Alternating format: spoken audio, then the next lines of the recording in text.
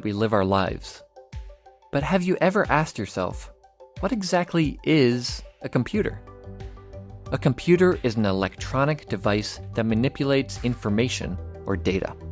The computer sees data as ones and zeros, but it knows how to combine them into much more complex things, such as a photo, movie, website, game, and much more.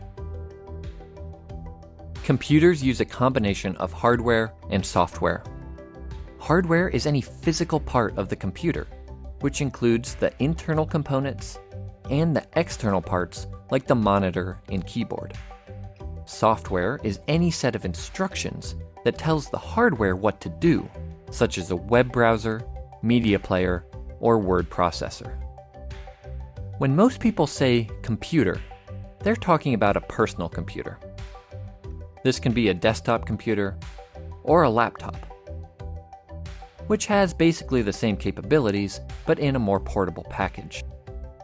Personal computers come in a few different styles. The most common type uses the Windows operating system.